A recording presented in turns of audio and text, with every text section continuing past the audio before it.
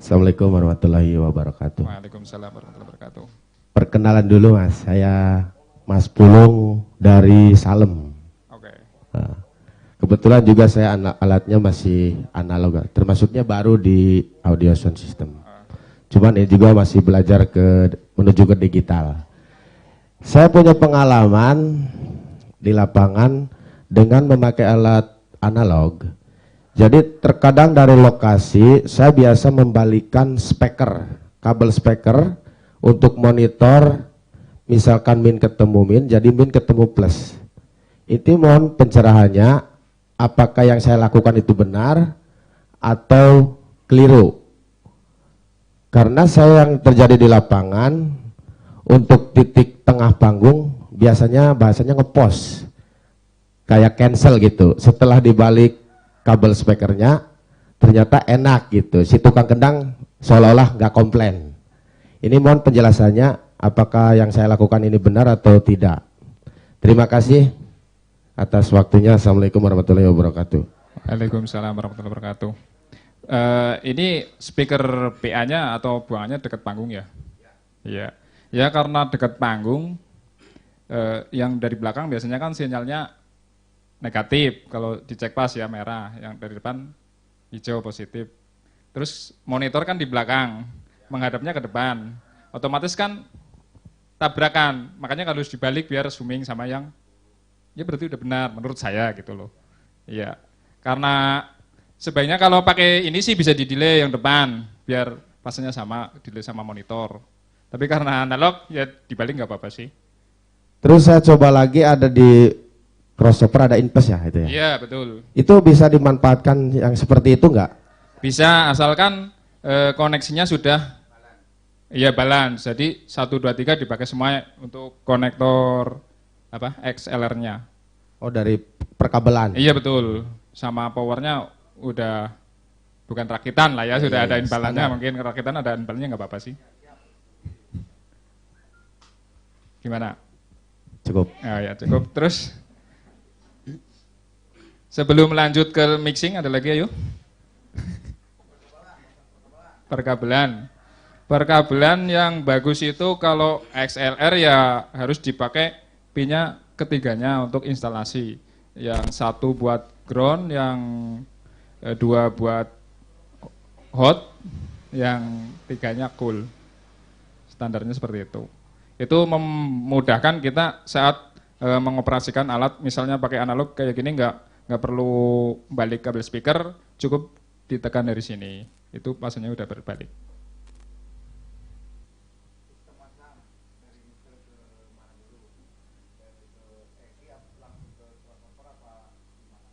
Ya kalau dari mixer ya, kalau alatnya seperti ini ya minimalis, mendingan dari mixer langsung ke equalizer, baru ke crossover.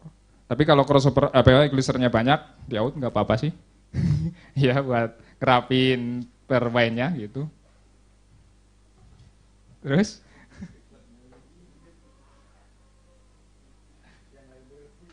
Iya. Dan satu lagi perbedaannya di apa? Digital ini sama analog. Kalau digital itu biasanya parametrik, bahkan bukan equalizer grafik kayak gini. Perbedaannya parametrik itu frekuensinya bisa apa ya? Kita coba parametrik channel EQ. Nah, ini namanya ini parametrik. Parametrik itu frekuensinya bebas. Beda dengan grafik itu kan sudah ditentukan. Dan ini apa? Mempunyai key. Key itu lebar, sempitnya ini yang di tengah ini nih. Bisa disempitkan, bisa dilebarkan. Orang nama apa ya? Ayo pakai ini aja, kayaknya jadi nggak sih ya? Bor jadi? Hah? Apa ya Didi? Nah ini ya. Jalankan. Ya, ini key-nya bisa dimainkan kalau digital. Nah seperti ini. Ini untuk mengatasi feedback cukup efektif menurut saya. Karena berbeda dengan equalizer analog, biasanya karakternya berubah, terlalu lebar, 1/3 oktav. Kalau ini kan bisa sesuaikan. Bisa. Nah, kalau pengen cepat ya seperti ini. Tapi biasanya terlalu berubah karakter suaranya. Itu perbedaan di equalizer analog dan di manajemen dalam S. Terus? Hah?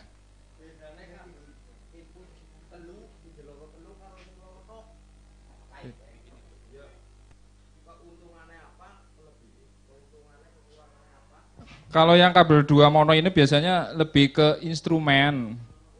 Iya kayak gitar gitu ya biasanya pakai 2. Terus untuk instalasi panjang disambung dengan DA. Pakai yang biar balan gitu. Terus? Udah? Aduh, kurang DA ya. Hah? DA itu direct box merubah dari sinyal unbalan ke balan. Jadi sinyal jacknya pakai toa ya, gampangnya kayak gitu, dirubah jadi XLR atau Canon lah.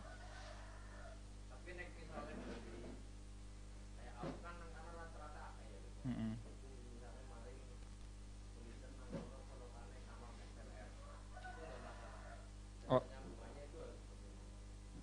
Ya kalau di sini pakainya iya TRS balan baiknya, tapi kalau nggak ada ya cuma 1 2 nggak apa-apa sih. Iya. Ya 1 dan 2. Iya nggak apa-apa. Ya jelas ada perubahan suara. Baiknya sih kalau walaupun ini pakai toa yang stereo gitu loh, baiknya begitu. Kalau inputnya sini sudah XLR. Ya kalau mau mono ya mono semua nggak apa-apa. Di sini kan biasanya equalizer ada yang pakai itu. Iya. Jadi pasnya nggak bolak-balik. Ya itu sih resiko yang punya kan. Sok.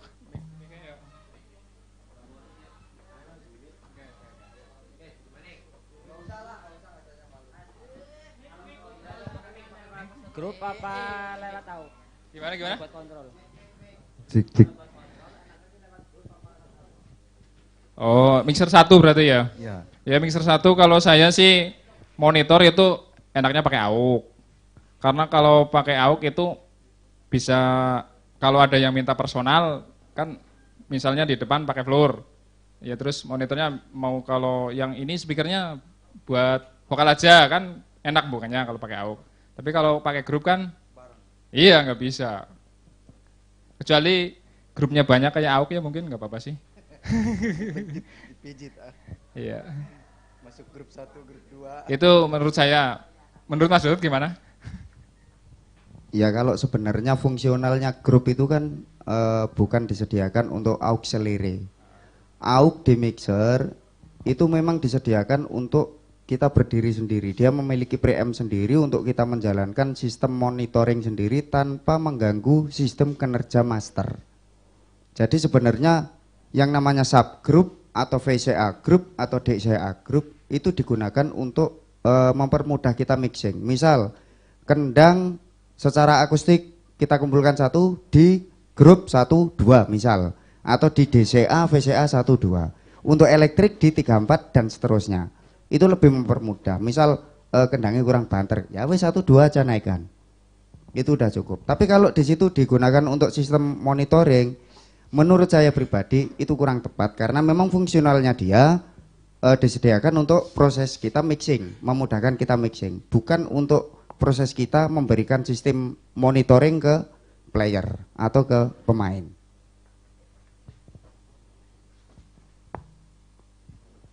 Gimana Mas? Bisa dimengerti? Itu kalau mixernya 1 ya, kalau 2 sama aja Pak? Sama. Oh, sama aja. Terus lanjut lagi, ada lagi?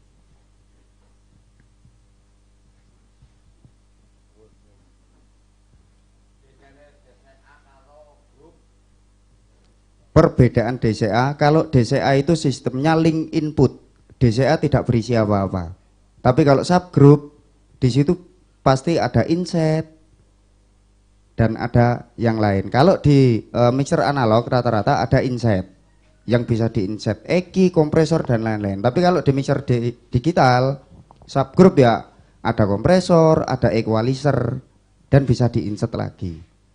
Bedanya di situ. Kalau sistem subgroup itu bersifat output, bukan link input.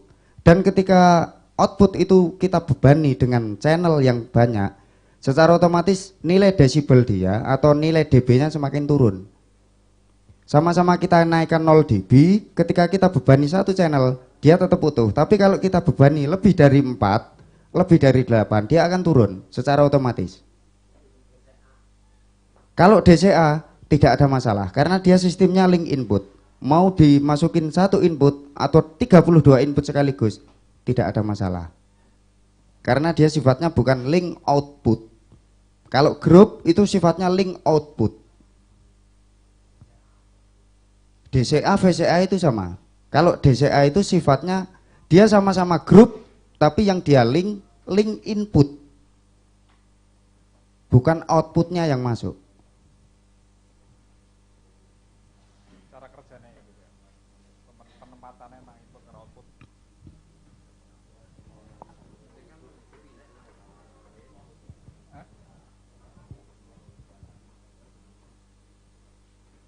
Ada lagi?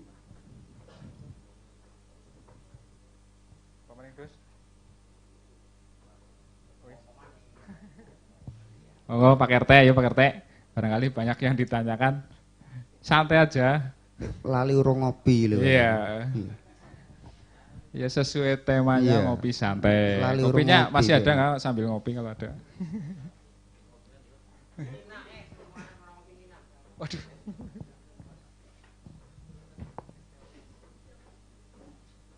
Monggo mungkin ada yang lain.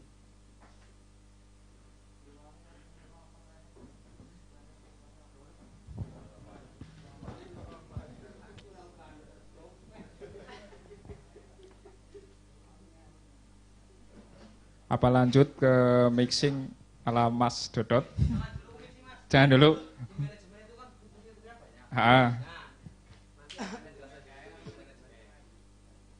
Bahasa dan fungsinya. Ya. Apa?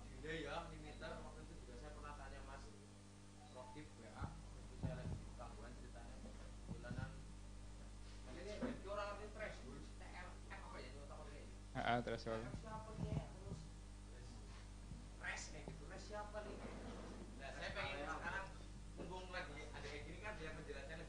Ya tapi kan aplikasi ini di iya gue orang ngejelasin orang aplikasi deh ya nggak mungkin bingung. Lagi sama tanah apa ya? Program gini. Oh vegan pindah pak. Apa ora? Iya ora. Hah? Maring layar manajemen. Software manajemen ini. Sih menurut Dewi ya, Pak.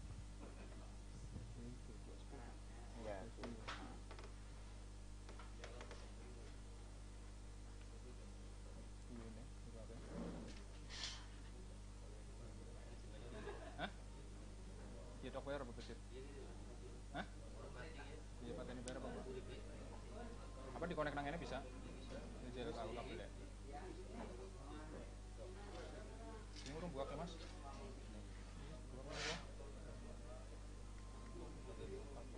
Sabar ngomong.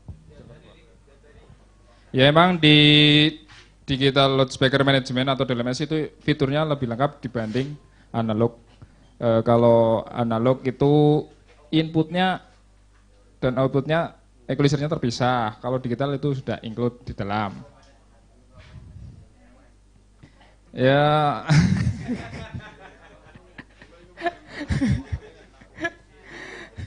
Kalau membandingkan main dia sing seneng sing main kayak wong ayu lah. Nek wong ayu kan relatif. Iya. Iya gue lah. edok-edok lah. Iya. Ya masalahnya setiap brand pasti punya keunggulan dan kelemahannya masing-masing.